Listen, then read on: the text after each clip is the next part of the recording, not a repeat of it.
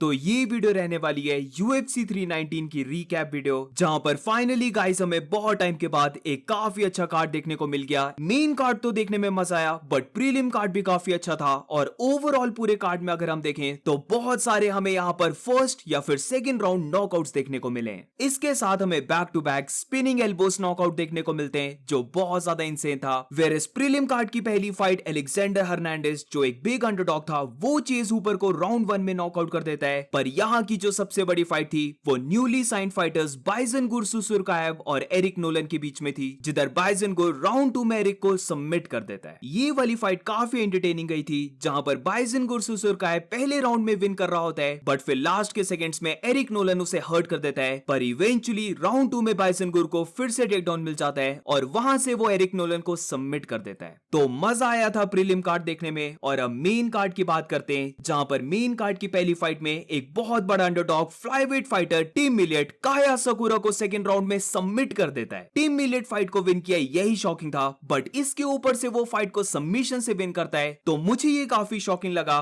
But once again हम वही topic पे आ जाते हैं कि आउटसाइड ऑफ यूएफसी जो बाकी एमएमए की ऑर्गेनाइजेशंस हैं, उनका लेवल क्या है। फाइट स्टार्ट होती है, पहले राउंड में काया साकुरा काफी अच्छा थ्रो कर रहा होता है, बट टीम मिलियट एक प्रॉपर वेटरन है। वो स्टार्टिंग में काया साकुरा की पूरी स्टॉर्म को हैंडल कर लेता है। वो बहुत वियर्डली मूव कर रहा होता है और बीच बीच में टीम मिलियट पूरा हंस रहा होता है, जिससे पता लगता है कि टीम मिलियट कितना ज्यादा रिलैक्स था। वेयरएज यही चीज अगर हम काया साकुरा की देखें तो वो जब भी अपने पंचेस में एक्सचेंज कर रहा था, उसका ऐसा लग रहा था कि वो नॉकआउट ही करना चाहता है। बट फिर पहले ही राउंड के हम एंड में देखते हैं कि जैसे ही टीम मिलियट को टेक डाउन मिलता है और वो फाइट को ग्राउंड में लेके जाता है, तो काया साकुरा के पास ज्यादा कुछ आंसर नहीं था। इससे टीम मिलियट को बहुत ज्यादा बूस्ट मिला होगा कॉन्फिडेंस में। और यही चीज जब वो राउंड 2 में करता है, तो वो सिंगल आर्म गिलोटिन को लॉकिंग कर देता है। और वंस अगेन पेंटोजा की फाइट की तरह काया साकुरा स्टार्टिंग में बहुत ट्राई करता है सर्वाइव करने की, बट इवेंचुअली उसे टैप आउट करना पड़ता है। तो बहुत बड़ी विन बाय टीम मिलियट। और मूविंग ऑन, तो अब बात करते हैं मिडिल वेट फाइट की, जहां पर once again Michael Venom Page ने शो कर दिया है कि वो कितना इलीट लेवल का स्ट्राइकर है। एमवीपी जैरेड कैनिनियर को बीट करता है बाय 2-1 यूनानिमस डिसीजन, जिसमें पहले के 2 राउंड में जो एमवीपी ने जैरेड कैनिनियर को एम्बैरेस किया है, बहुत ह्यूमिलेटिंग होता है देखना। जिधर जैरेड कैनिनियर अपने पूरे गार्ड को रखकर पुश फॉरवर्ड कर रहा है, बट एकदम से आउट ऑफ नोवेयर एमवीपी उसके ऊपर कोई ह्यूज पंच को लैंड कर दे रहा है और वो बेसिकली फ्लैश नॉकडाउन हो जा रहा है। इसके ऊपर से एमवीपी लगातार ट्रोल कर रहा था जैरेड को। तो सच में जब भी कोई एमवीपी के अगेंस्ट हारता है तो उसका लॉस बहुत ज्यादा एम्बैरेसिंग होता है। फाइट की बात करें तो जैसे कि माइकल पेज अपनी हर एक फाइट में हॉप करते रहता है, उसे कोई फर्क नहीं पड़ता कि उसका ओपोनेंट उसे पुश बैक कर रहा है, क्योंकि उसकी लैटरल मूवमेंट बहुत अच्छी है। वो बहुत स्पीड राइट मूव कर रहा होगा, बट फिर एकदम से स्विच करता हुआ वो लेफ्ट मूव कर जाएगा और वहीं पर वो अपना डार्टिंग लेफ्ट पंच या फिर राइट पंच को थ्रो कर देगा, जिससे कि हमेशा वो ओपोनेंट को हर्ट करता है। और यहाँ पर ऐसे ही कुछ सीक्वेंस से वो जैरेड कैनिनियर को नॉक डाउन कर देता है। बट इससे पहले राउंड 1 की बात करें तो यहाँ पर भी जैरेड कैनिनियर एक प्रॉपर गार्ड वाला स्टांस रखता हुआ पुश फॉरवर्ड कर रहा था, बट जब ट्रैक डाउन करके उसके ऊपर पंचेस को लैंड करने की बारी आती है, तो यहाँ पर बाकी ओपोनेंट्स की तरह जैरेड कैनिनियर भी फेल हो जाता है। और फिर फर्स्ट राउंड में एक ऐसी मूवमेंट आती है जहां पर जैरेड कैनिनियर लेग किक को थ्रो कर रहा होता है, बट एकदम से एमवीपी से काउंटर करता है अपने लेफ्ट और एक बिग राइट पंच से। समवट जैरेड कैनिनियर ऑफ बैलेंस था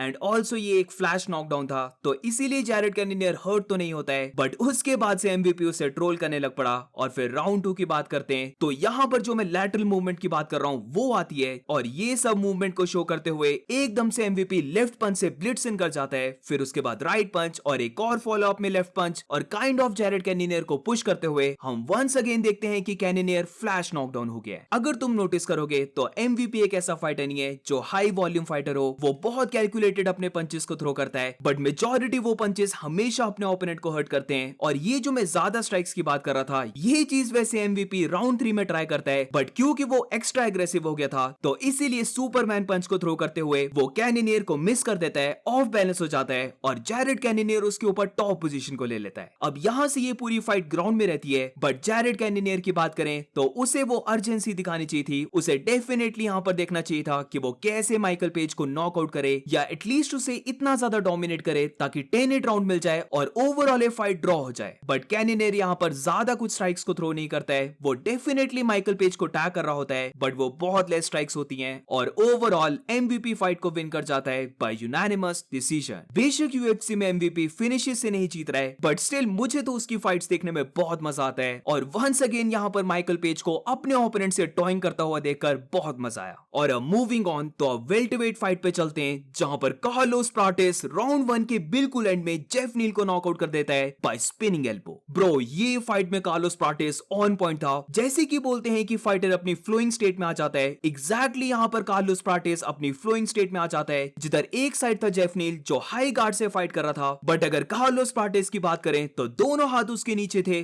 बट जो उसकी हेड मूवमेंट थी और एकदम से काउंटर करने की एबिलिटी वो अभी तक कार्लोस की बेस्ट हुई है। अब स्टार्टिंग ऑफ द फाइट में अगर तुम नोटिस करोगे तो जब प्राटिस जेफ नील को पुश बैक कर रहा होता है तो जेफ नील यहाँ पर हमेशा लेफ्ट साइड को मूव करने की ट्राई कर रहा था क्योंकि वो नहीं चाहता था कि वो कार्लोस के सेंटर लाइन में आए क्योंकि फिर कार्लोस उसके ऊपर लेफ्ट पंच को थ्रो करता। तो स्टार्टिंग में तो जेफ नील कर ले रहा था बट फिर मिड राउंड में हम देखने लग पड़ते हैं कि मोमेंटम अब शिफ्ट हो रहा है जहां पर जेफ नील अब ट्राई कर रहा होता है कार्लोस के ऊपर प्रेशर डालने का बट इसके लिए उसे बहुत ज्यादा बीटिंग लेने पड़ती है। कभी कभार प्राटिस उसके ऊपर स्पिनिंग बैक किक को थ्रो कर रहा है या फिर एकदम से उसे अपने जैब हो गया या फिर लेफ्ट स्ट्रेट पंच से अटैक कर रहा है और फिर थोड़े टाइम के बाद हम देखते हैं कि कार्लोस प्राटिस स्पिनिंग हेड किक के लिए जाता है जो पार्शियली वैसे लैंड भी हो गई थी बट क्योंकि जेफ नील एक काफी सॉलिड फाइटर है तो वो स्टिल कंटिन्यू करता है प्रेशर रखना और फिर यहां से कार्लोस प्राटिस जेफ नील की बॉडी पर नीज को थ्रो करने लग पड़ता है जिससे कि नॉकआउट होने के पिछले ही सीक्वेंस को देखें तो वो जेफ नील को इससे हर्ट करता है फिर एकदम से एक बिग शॉट को भी लैंड कर देता है और ये स्ट्राइक्स लेने से ऑलरेडी जेफ नील थोड़ा सा स्टन हो गया था। फिर लास्ट के सेकंड्स में नॉकआउट सीक्वेंस आती है जहां पर कार्लोस प्राटिस जेफ नील के ऊपर एक एल्बो को थ्रो करता है जिससे कि जेफ नील थोड़े से स्टेप्स बैक लेता है बट उसके एकदम ही बाद जैसे ही वो फिर से डिस्टेंस को क्लोज करने लगता है एकदम से कार्लोस प्राटिस स्पिनिंग एल्बो को थ्रो कर देता है जो डायरेक्टली जेफ नील के टेंपल पे कनेक्ट होती है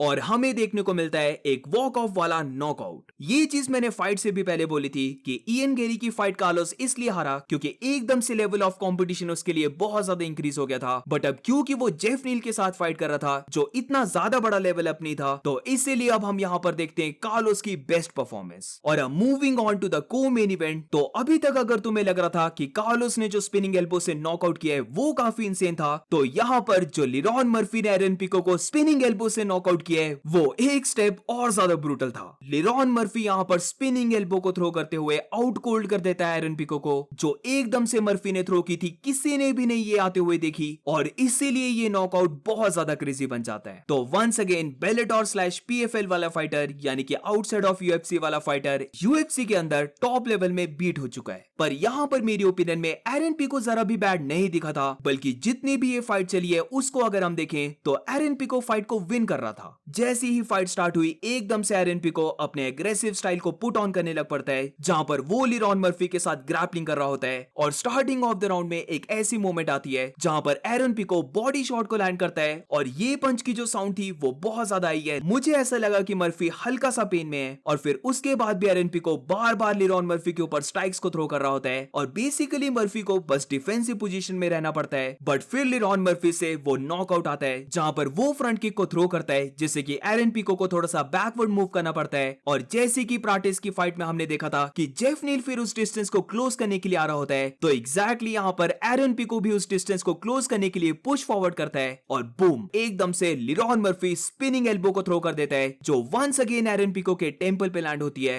और एरन पिको कंप्लीटली नॉकआउट। तो बैक टू बैक हमें सेम नॉकआउट्स देखने को मिलते हैं जो बहुत ज्यादा इंसेन था और अब इसी विन के साथ अब मोस्ट लाइकली जो होने वाला है वो है कि नेक्स्ट फेदरवेट का टाइटल शॉट लिरॉन मर्फी को मिलने वाला है। और अब moving on to the main event fight तो एब्सोल्यूट डोमिनेशन हमजा चिमाएव यहाँ पर ड्रिकस डुप्लेसी को 50-44 यानी कि एक राउंड 10-8 राउंड वो विन करता है और पूरी तरीके से डोमिनेटिंग विन को ले जाता है। तो न्यू मिडिलवेट चैंपियन हमजा चिमाएव बन चुका है जहां पर अभी तक मैंने कुछ भी नहीं देखा है फाइट से रिलेटेड बट मोस्ट लाइकली मुझे लग रहा है कि ये डेफिनेटली कोई रिकॉर्ड होना चाहिए कि चैंपियनशिप फाइट में चैलेंजर ने इतने ज्यादा टाइम तक चैंपियन को ग्राउंड में कंट्रोल किया है। आई एम नॉट श्योर कि ये रिकॉर्ड है या फिर नहीं पर एनीवेज अगर हम फाइट की बात करें तो कैसे हमजा चिमाएव को काउंटर किया जाएगा जब हमजा चिमाएव पहले के ही 10 सेकंड में तुम्हें ग्राउंड में लेके जा रहा है। लिटरली हर एक राउंड के पहले 10-15 सेकंड में हमजा चिमाएव ड्रिकस के ऊपर टेक डाउन्स को शूट कर रहा था और देखने पर ऐसा लगा कि बहुत ही इजीली उसे ये टेकडाउन्स मिल गए थे। हर कोई जानता था कि हमजा चिमाएव टेकडाउन्स को शूट करने वाला है, तो मेरी ओपिनियन में जो ड्रिकस ने स्टांस लिया था वो बहुत ज्यादा गलत था, क्योंकि ऐसा लग रहा था कि वो एक्सपेक्ट कर रहा है कि उसके साथ स्ट्राइकिंग होगी, बट हमजा चिमाएव ने यहाँ पर जीरो चांस दिया है ड्रिकस को, जिधर अपने सबसे स्ट्रॉन्ग पॉइंट को दिखाते हुए वो डायरेक्टली फाइट को ग्राउंड में ही लेके चले जा रहा था। अब ग्राउंड में भी अगर हम देखें तो ड्रिकस ने ट्राई तो बहुत ज्यादा की, बट एक तो हमजा चिमाएव की टेक्निक होगी, प्लस इसी के साथ अगर पावर की भी बात करें तो यहाँ पर हमजा ने ड्रिकस को आउट पावर कर दिया, बल्कि 3 या फिर 4 बार उसने ड्रिकस डु प्लेसी को क्रूसीफिक्स पोजीशन में डाला है, जो पूरी फाइट में अगर एक बार भी हो जाए तब भी उसे बहुत ज्यादा इंसेन बोलते हैं। तो यहाँ पर तो हमजा ने मल्टीपल टाइम्स किया है। बस और बस ड्रिकस यहाँ पर एक चीज अच्छी कर रहा था, और वो बस थी उसकी डिफेंसिव गेम, जहां पर इस क्रूसीफिक्स पोजीशन में भी वो अपने हेड को हमजा चिमाएव के अंडर कर ले रहा था, क्योंकि इस चीज के अलावा वो और कुछ कर भी नहीं सकता था। वेरएस जब भी हमजा ने उसकी बैक को लिया तो उसने काफी अच्छे वे से सबमिशंस को डिफेंड किया, बट एंड में बात वहीं पर आ जाती है कि ये दोनों चीजों के अलावा ड्रिकस ने और कुछ किया ही नहीं है, और बेसिकली हमजा चिमाएव ने उसकी पूरी गेम को शट डाउन ही कर दिया था। पहले के 3 राउंड में तो कोई चांस ही नहीं मिला। हमजा पहले के 10 सेकंड में टेक डाउन को शूट कर रहा था, उसे इजीली ये टेक डाउन्स मिल जा रहे थे, और फिर पूरी फाइट ग्राउंड में रह रही थी। बट इसके बाद अगर हम राउंड 4 और राउंड 5 की बात करें तो डेफिनेटली यहाँ पर ड्रिकस को थोड़ी सी ओपनिंग्स मिली थी, but once again Khamzat Chimaev का इतना ज्यादा प्रेशर था उसके ऊपर कि वो यहाँ पर इन ओपनिंग से कुछ भी नहीं कर पाया। और 4th राउंड को ही अगर हम उठा के देख लें तो पहले की तरह यहाँ पर भी हमजा चिमाएव ड्रिकस को मॉल कर रहा होता है, बट क्योंकि हमजा यहाँ पर बिग स्ट्राइक्स को थ्रो नहीं कर रहा होता है तो इसीलिए यहाँ पर रेफरी दोनों को सेपरेट कर देता है और फाइट वापस स्टैंडिंग में आ जाती है। तो सबसे पहले तो ये था ड्रिकस के लिए बहुत बड़ा मौका कि फ्री में उसे फाइट स्टैंडिंग मिल गई है, तो अब उसे कुछ ना कुछ करना है, बट वंस अगेन वो हाई स्टांस से आता है और हमजा चिमाएव इजीली उसे टेक डाउन कर लेता है। अब राउंड 5 की बात करते हैं तो ये राउंड में बोलूंगा थोड़ा सा ड्रिकस डु प्लेसी ने विन करने की ट्राई की थी, जिधर वो अब रियली ट्राई कर रहा होता है हमजा के टेक डाउन्स को डिफेंड करना। वो स्प्रॉल करने लग पड़ता है, स्क्रैम्बल करता है, और इवेंचुअली ऐसी मूवमेंट आ जाती है जहां पर उसके पास टॉप पोजीशन आ गई थी, बट यहाँ पर ड्रिकस हॉरिबल चॉइस को शो करता है। मे बी उसने फाइट से पहले डस्टिन पोरियर की फाइट्स को देख लिया हो, क्योंकि वो यहाँ पर जंप कर जाता है गिलेटिन चोक के लिए। बहुत ही ज्यादा बेकार चॉइस, जहां पर सबसे पहले तो उसे अपॉर्चुनिटी मिली है कि वो टॉप पोजीशन को ले सकता है, तो उसे चाहिए था कि वो पोजीशन को कंट्रोल करे या फिर पंचेस को थ्रो करे रादर देन सबमिशन के लिए जाना। और इसके ऊपर से अगर हम सबमिशन की चॉइस को भी देखें तो वो था गिलेटिन चोक। 4th राउंड में जब दोनों फाइटर्स इतने ज्यादा स्वेटी हैं तो गिलेटिन चोक का तो कोई मतलब ही नहीं बनता, क्योंकि अगर वो इस चोक को कंप्लीटली भी लॉक इन कर देता तो क्योंकि दोनों की बॉडी इतनी ज्यादा स्लिपरी थी कि हमजा उससे इजीली बाहर आ जाता। एग्जैक्टली हम यहाँ पर यही देखते हैं, जिधर हमजा चिमाएव बहुत इजी वे से अपने हेड को पॉप कर लेता है और एकदम से उसके पास फिर से टॉप पोजीशन आ गई। अब नॉट ओनली दिस, थोड़ी सी फाइट यहाँ पर स्टैंडिंग भी जाती है, जिधर वंस अगेन क्योंकि ज्यादा कुछ नहीं हो रहा होता है तो रेफरी यहाँ पर फिर से फाइट को स्टॉप कर देता है। बेसिकली यहाँ पर ड्रिकस को एक और फ्री की अपॉर्चुनिटी मिल गई थी, जिधर इस बार हम बोल सकते हैं वो थोड़ी सी इस अपॉर्चुनिटी को यूटिलाइज करता है, जहां पर वो हमजा के ऊपर लेफ्ट पंच और एक काफी अच्छा राइट स्ट्रेट पंच थ्रो करता है, जिससे कि मेरी ओपिनियन में एकदम से हमजा चिमाएव को टेक डाउन शूट करना पड़ता है। बट इस बार ड्रिकस डु प्लेसी काफी अच्छे वे से स्क्रैम्बल करता है और पोजीशन को रिवर्स कर देता है। अब हार्डली कोई फाइट ओवर होने में 15 to 20 सेकंड्स बचे होंगे, तो इसीलिए मुझे लगता है कि यहाँ पर ड्रिकस ने बहुत ज्यादा बेचैनी को दिखा दिया। उसने काफी जल्दी कर दिया, जिधर उसे हमजा की बैक तो मिल जाती है, बट वो हमजा के पूरे सेंटर ऑफ द बैक में नहीं था, बल्कि राइट साइड में लीन था,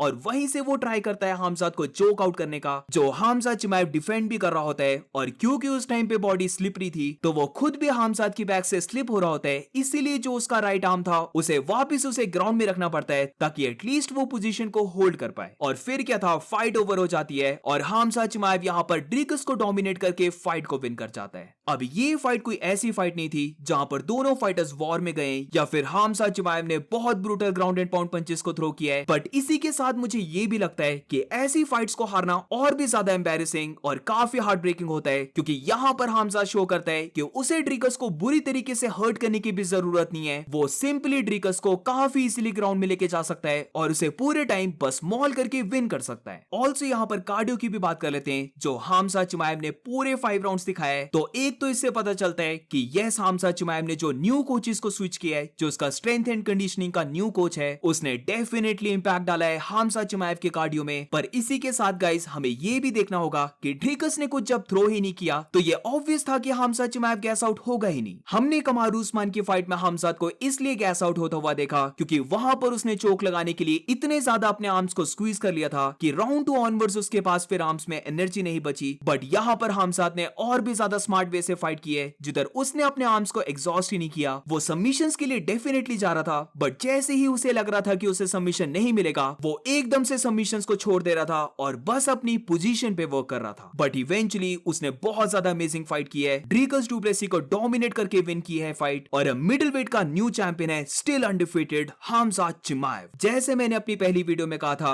कि ऐसे वर्जन ऑफ हमजात चिमाएव को बीट करना बहुत ज्यादा मुश्किल रहने वाला है, तो अब देखते हैं कि क्या उसे कोई ओपोनेंट मिलता है जो उसकी ग्रैपलिंग को काउंटर कर भी पाएगा। एंड दैट्स इट गाइस, इसी के साथ वीडियो को एंड करते हैं। अगर तुम्हें वीडियो अच्छी लगी हो तो please make sure to like subscribe and do let me know in the comments तुम्हें ये सारी फाइट्स कैसे लगी एंड ओवरऑल UFC 319 का कार्ड कैसा लगा।